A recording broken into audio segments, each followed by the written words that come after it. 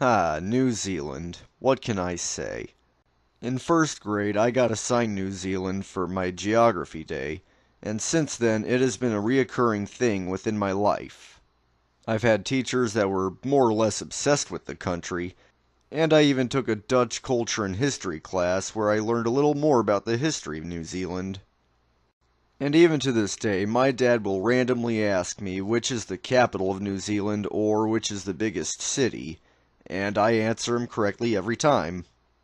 So it should really go without saying that I've always wanted to visit, and I will one day, but not right now.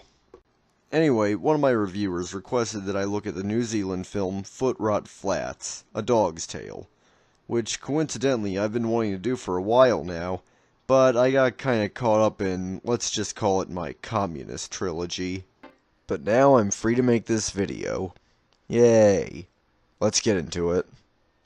But first, let's talk a little bit about the history of Footrot Flats.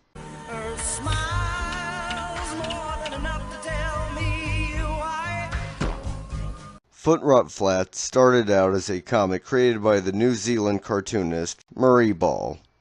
The main characters of the comic strip were a border collie simply called the Dog, and his owner Wal Footrot. And the story centered on their everyday misadventures on Wal's farmland of Footrot Flats. It proved to be so successful that at one point there was a theme park in Auckland, and even a stage play was adapted. But in the late 90s, after about 20 years of circulation, Footrot Flats came to an end. Among the reasons listed by Murray Ball include the death of his own dog, and his displeasure at the direction New Zealand politics was heading at the time.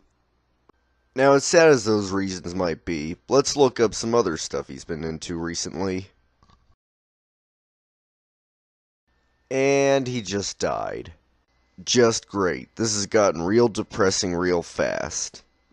There's nothing left to do now but celebrate the impact that these two left. So, here's Footrot Flats, A Dog's Tale.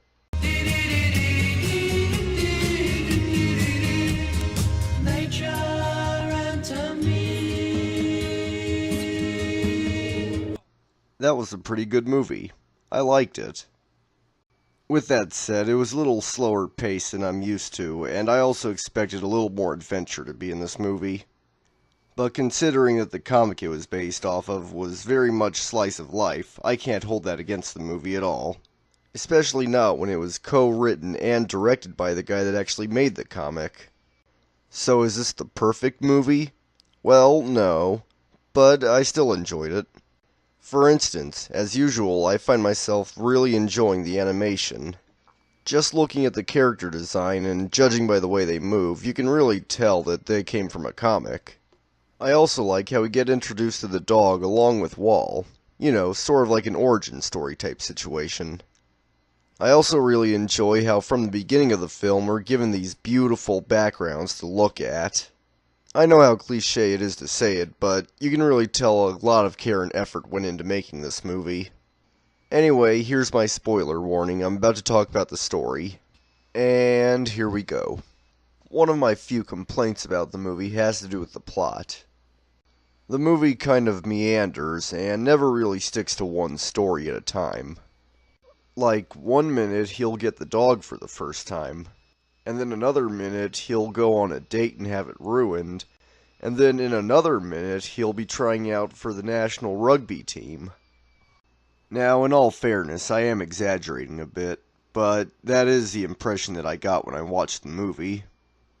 And when I think about it, there are a few other movies I can think of that don't have just one plot, so yeah.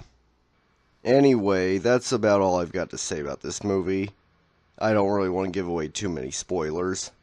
I mean, I barely have already, but you get the point. Anyway, if you like animated movies, movies about dogs, or movie adaptations of comic books, this is something that you might like. I know I sure liked this movie. Anyway, thanks for watching, be sure to like and subscribe, and I'll see you next time. Bye.